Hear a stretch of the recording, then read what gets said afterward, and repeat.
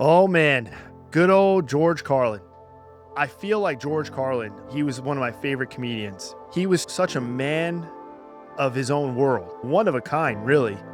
And it's almost like he was a Nostradamus and just kind of saw in the future with his bits. His perspective, I really want you to pay attention to this video we're going to go over today and react to a clip of an interview he did on CNN many years ago, before social media even was a thing, before we all had smartphones. That's what's crazy. And there's a point here he definitely makes, and I think it relates to a lot of what we're seeing today in society and social media. I'm interested to hear your thoughts, so let's get into it.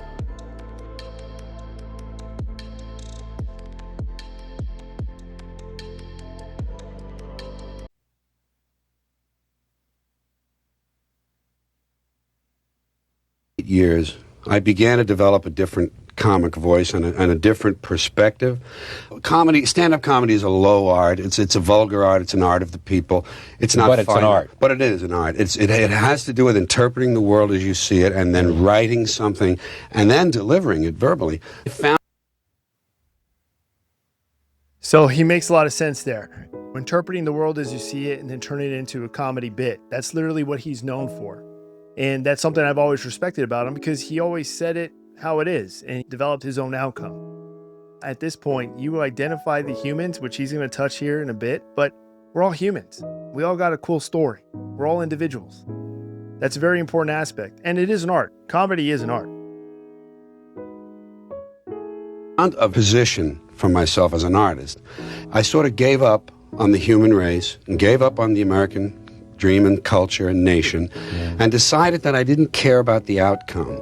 And that gave me a lot of freedom from a kind of distant platform to be sort of amused, a kind of, to watch the whole thing with a combination of wonder and pity, and try to put that into words.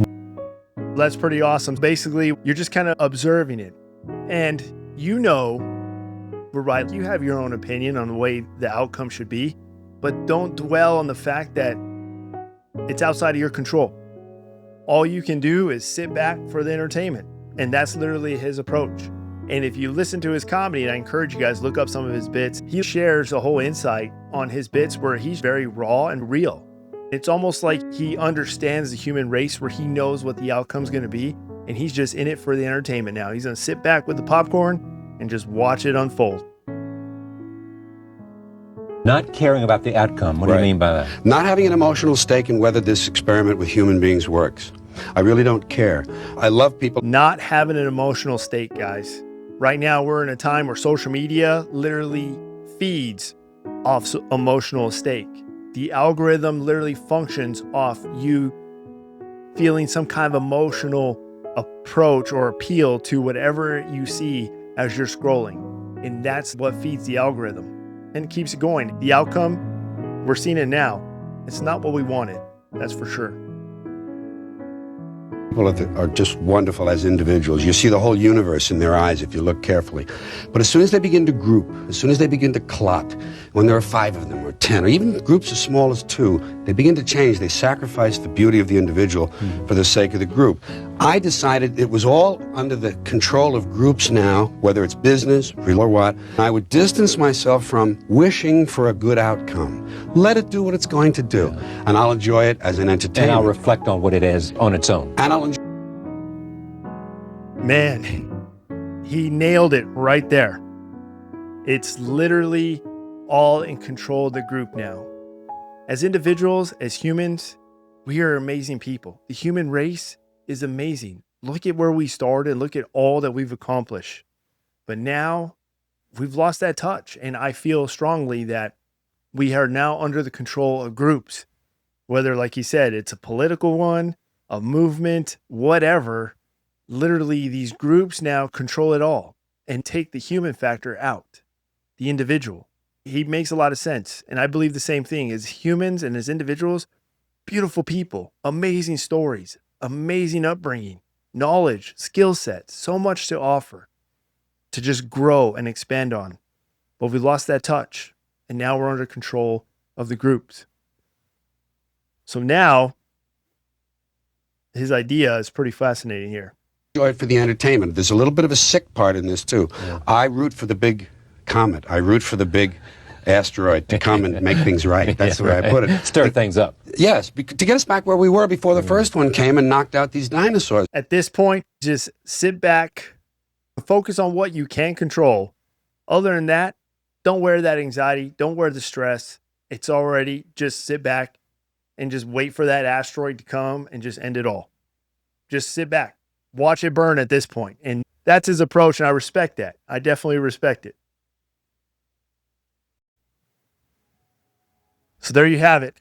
I just wanted to play that short clip. It came across my feed, and I was like, wow, I'm already a George fan. And then I saw that, and I was like, this makes a lot of sense. George was one of a kind.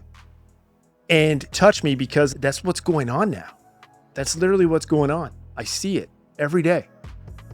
Our social media is ran by these algorithms that are designed to get you emotionally interested, whether through hate, rage, sympathy. It's designed to make you feel like you have control when the reality is you don't have control. You're so far out of touch from it, and it makes you lose focus on what really matters, that you're so committed to this, and next thing you know, you lost touch with the individual. You lost touch with the human aspect. And that's what we got to get back to, because that's what's so fascinating. Just look at history. Look at all the accomplishments, the human beings throughout all of history to now, and still going and still achieving amazing things. Every single one of us has a story. You have a story. You have experience, you have knowledge, you have an upbringing, you have skill set that can apply to growth. And it's so weird how it's like we lost touch of that. And now we're just construed by these groups, and now that determines who we bring in our lives. And it's sad. To me, it's sad, because I, for one, am a proud advocate of the human race as a whole. Everyone has a story. That's what I always say. Every one of us has a story. You have a story, and I want to hear it. Comment down below. Let me know your thoughts on how this interview that George had with Charlie Rose on the Charlie Rose Show. It's fascinating to me how he saw the future. It's almost like he was able to tell the future. And this was way before social media was a thing. I saw this show on HBO Max called The Pit. It's about emergency room operations and a crew and just everything they have to go through every day. There was this episode where husband and wife got in a car accident. They were fighting before this accident, and the husband was on the hospital bed, and the wife is there standing, watching them trying to resuscitate him. And all she can think about was this argument that they had right before the accident. She was so emotional and fighting for this cause, and that she realized at that time, as she's watching her husband on the brink of death, that argument didn't even matter.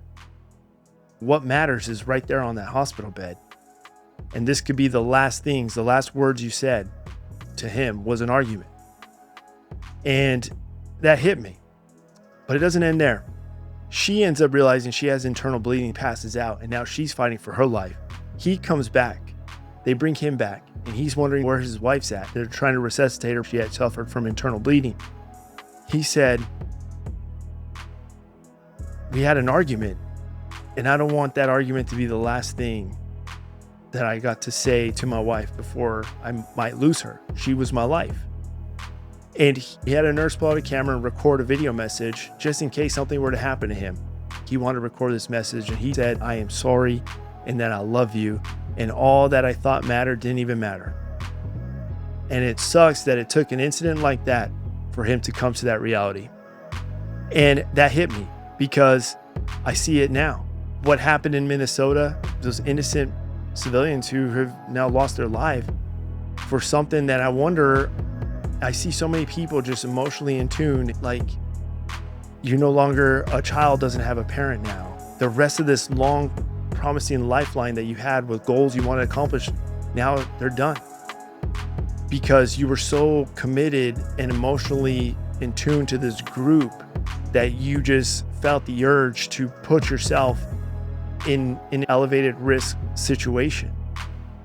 And we got to dial it back and focus on what really matters, because tomorrow is not promised. That's just the reality.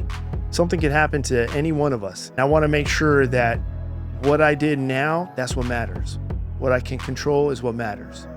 My loved ones, my family, I want to make sure that is more important. The memories and the experience we have with each other is more important, because I don't want my last words to be an argument. I don't want my last encounter with somebody who I care about be hateful, rageful, or emotional words that didn't really even matter later on. And I feel like that's where we should be. And that should be our focus. So guys, thank you for tuning in. I appreciate it. I hope we learned something here. Comment down below. Let me know your thoughts. Then I'll see you in the comments for sure. If you haven't already, hit the subscribe, guys. Get yourself some Chaos merch. Link in the description down below. And I'll see you on the next video.